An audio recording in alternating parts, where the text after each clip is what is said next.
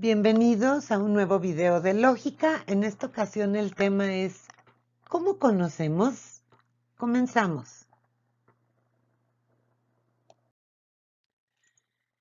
En esta ocasión vamos a hablar del conocimiento, desde el conocimiento de la perspectiva de mi novio Aristóteles.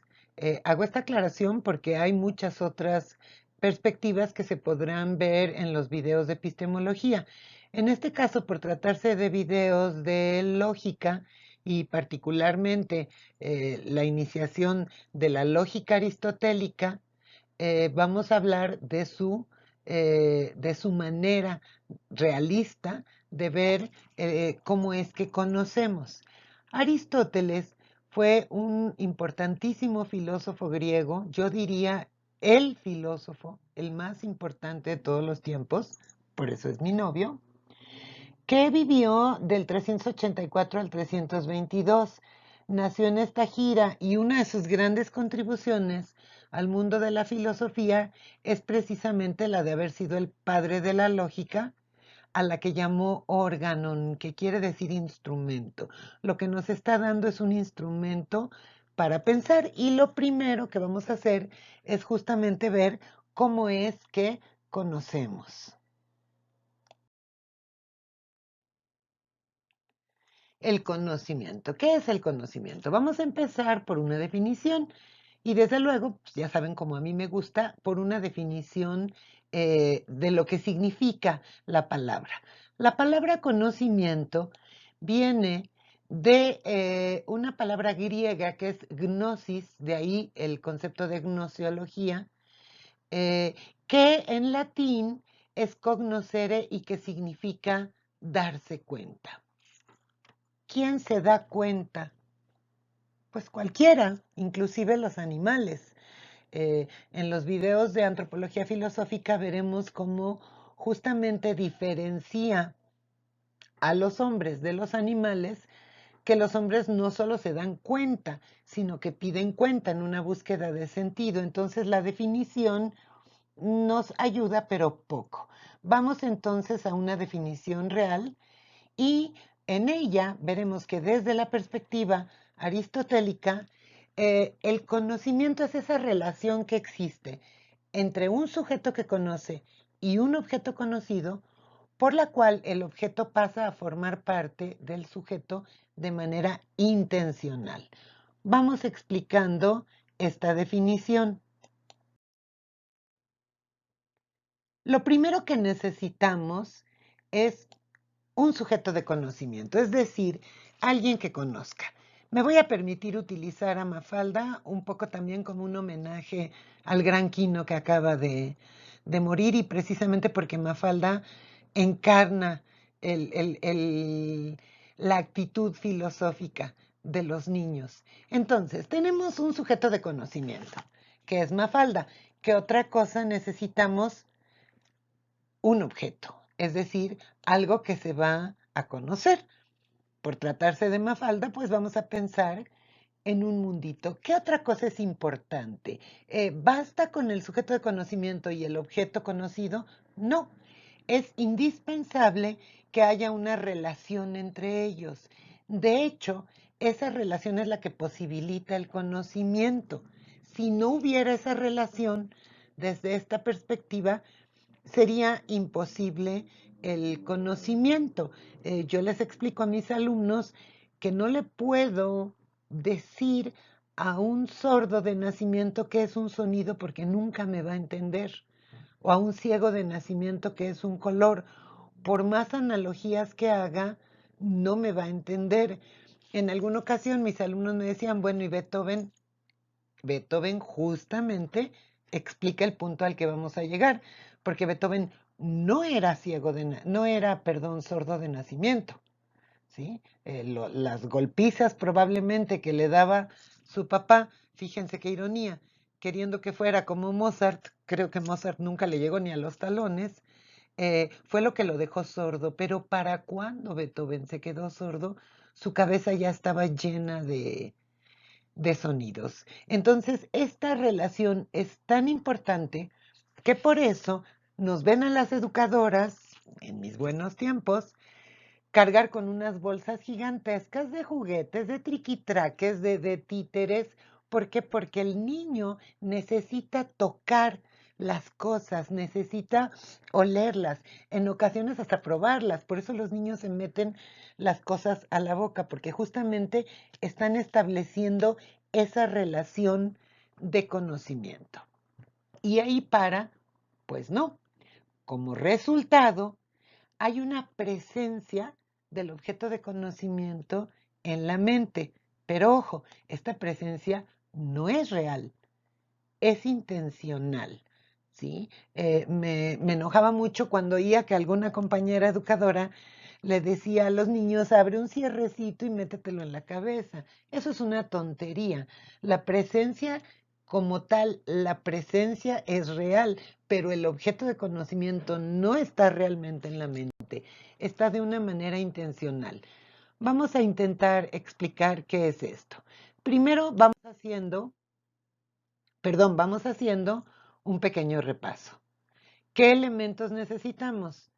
El sujeto, que es quien conoce, el objeto, que es lo que se va a conocer, la relación entre ambos, que es la que hace posible el conocimiento y justamente lo que constituiría la operación de conocer, y como resultado una representación. ¿Sí? Esta representación, decíamos, no es un ser real, es un ser de razón del que yo guardo una imagen o un pensamiento. ¿Por qué digo que una imagen o un pensamiento? Vamos a poner un ejemplo más natural, más cercano. Yo acostumbraba preguntarles a mis estudiantes si había un florero en su casa. La mayoría contestaban que sí. Al preguntarles cómo era ese florero, empezaban a decirme, pues el mío es de vidrio, el mío es de cerámica, el mío es de metal, el mío es de plástico, el mío es de barro, ¿sí? El objeto de conocimiento va a ser ese florero, cualquiera que sea su constitución, ¿sí? Y como requerimos de una relación entre ese sujeto que conoce y ese objeto conocido que es el florero. Y como resultado, una presencia de razón, no real, insisto, de razón, de ese objeto de conocimiento en la mente. Fíjense que hay un cuento oriental muy interesante que dice que un rey nunca había visto un elefante y entonces mandó a sus ciegos a que buscaran, perdón, a sus sabios a que buscaran un elefante para que le explicaran cómo era, con la particularidad de que estos sabios eran ciegos.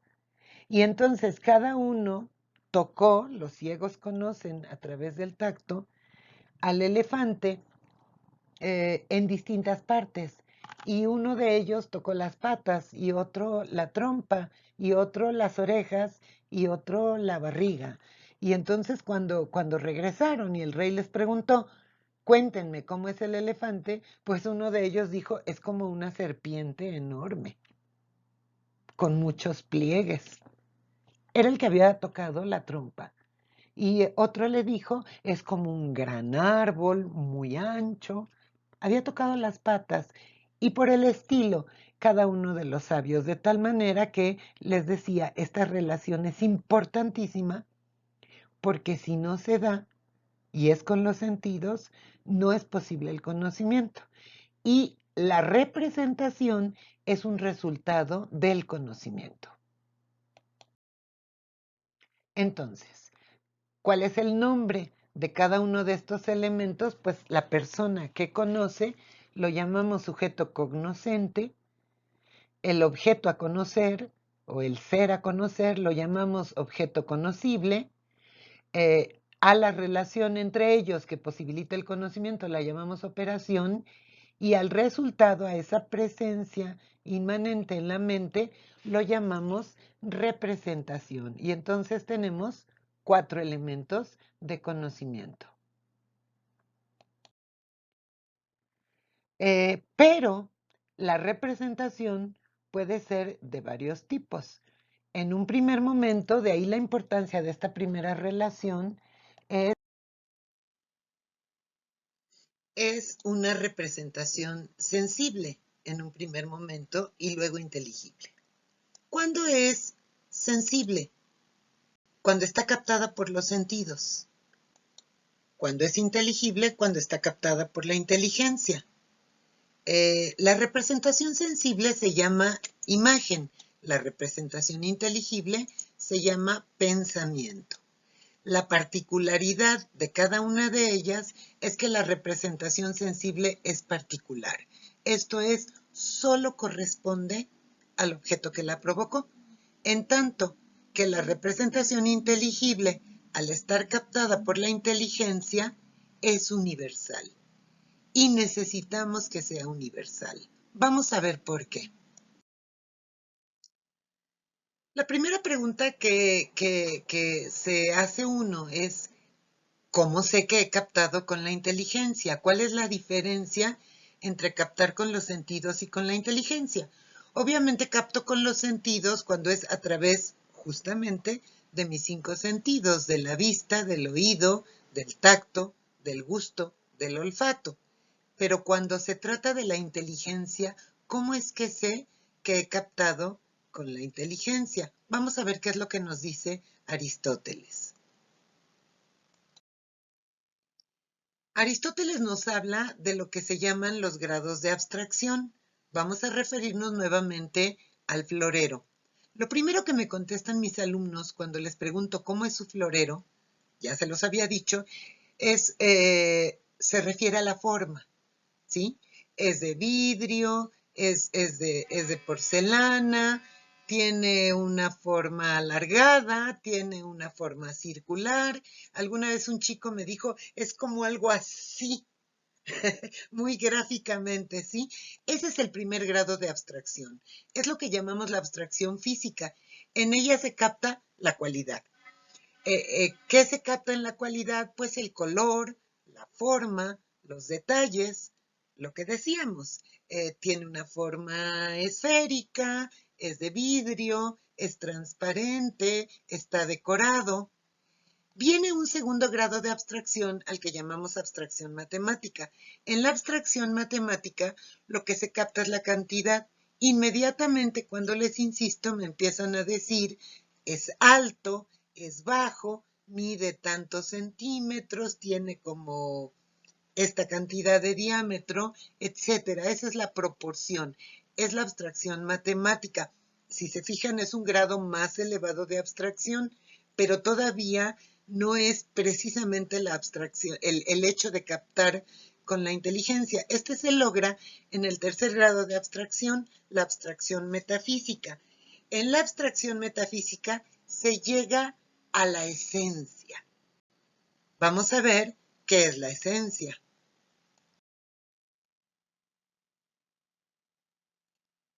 A esta pregunta, ¿qué es la esencia? Podríamos decir, como decía en la lámina anterior, es lo que unifica en la diferencia. Podríamos decir que la esencia es lo que hace que una cosa sea lo que es y no otra.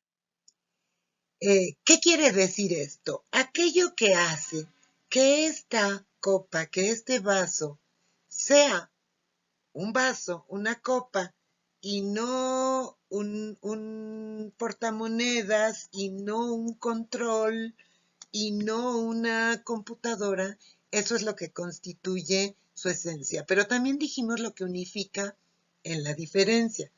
Fíjense bien, estos floreros tenían distintas formas, distintos tamaños, distintas medidas, distintas proporciones. Sin embargo, hay algo que los unifica en esa diferencia. De la misma manera que si nos referimos a personas, pues las sabemos viejas, las hay jóvenes, las hay muy blancas, las hay morenas, las hay de piel más rojiza, de piel más amarillenta, las hay más gorditas, más flaquitas. Pero, ¿qué es lo que los unifica en la diferencia? Pues precisamente lo que hace que sean humanos, ¿sí? Si volvemos a los tipos de representación, en la imagen tengo distintos tipos de floreros. Tenemos uno de vidrio, uno de cerámica, uno de loza, uno de cristal, uno de porcelana. ¿Cuándo se hace pensamiento? ¿Qué es lo que unifica en la diferencia a todos estos objetos que, como pueden ver en la lámina, son sumamente diferentes? Pues lo que los unifica es que son un recipiente para tener flores en ella, ¿sí? Es un recipiente para poner flores. Esa es la esencia del florero. ¿Cuál es la importancia de que esta imagen, que era particular y solo correspondía al objeto que la provocó, en el caso de los chicos, a cada quien su florero, suponiendo que ellos no hubieran captado con la inteligencia, el ejemplo que yo les ponía cuando les daba asesorías en casa, como no les quería cobrar, eran muy dados a traerme flores. Entonces utilicé ese ejemplo. Imagínense que solo han captado con los sentidos, que llegan a mi casa, que es su casa, con un ramo de flores, y yo les digo, ponlo en el florero, por favor. Como no hubiera un florero idéntico al que cada uno de los chicos conoce, es probable que en una estancia llena de floreros, aquí tengo uno atrás, los chicos me dijeran, no hay ninguno. Pero si captan con la inteligencia,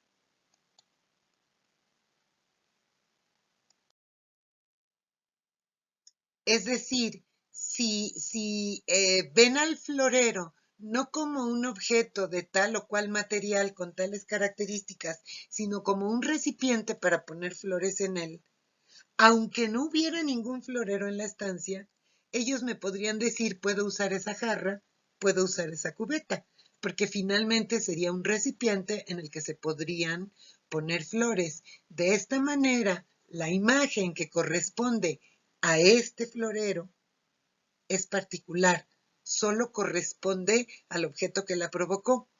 Pero cuando se capta con la inteligencia, es decir, en tercer grado de abstracción, cuando se llega a la esencia y ya no es este florero, sino el florero, se ha vuelto universal esa representación. Y es entonces cuando se llama pensamiento. La esencia, entonces, decíamos, es lo que unifica en la diferencia. ¿Qué unifica en la diferencia a todos estos floreros tan diversos? Que son recipientes y que se pueden poner flores en ellos. Preguntábamos hace un rato en el ejemplo de las personas que si tienen tal o cual raza y si son altos o bajos o gruesos o delgados o jóvenes o viejos o bonitos o feos. ¿Qué los unifica en la diferencia? Que son animales que razonan. Es decir, pertenecemos a la especie animal, pero nuestra diferencia específica es justamente el razonamiento. La esencia humana, diría Aristóteles, está en su razón. Vamos entonces ya nada más a hacer un pequeño repaso. El sujeto cognoscente es la persona que conoce a la vez que establece una relación con el objeto conocible, que es aquello que vamos a conocer y que por tanto es punto de partida del conocimiento, la operación, que es esa relación entre el sujeto y el objeto que hace posible el conocimiento, y finalmente la representación, que es la presencia de razón del objeto de conocimiento en la mente de quien conoce. Otro acordeón, los tipos de representación. Las representaciones sensibles, captadas con los sentidos, particulares, imágenes que estudia la psicología. Y las representaciones inteligibles, captadas con la inteligencia, universales, que se llaman pensamientos y son estudiados por la lógica. Y finalmente, el otro aspecto que vimos son los grados de abstracción. La abstracción física, la abstracción matemática y la abstracción metafísica. Espero que haya quedado claro el tema de cómo conocemos desde una perspectiva realista y que si tienen alguna duda me lo pongan en los comentarios para que yo pueda responderles en la medida de mis posibilidades. Espero que lo aquí expuesto te sea de utilidad, al igual que los esquemas que presenté a manera de resumen.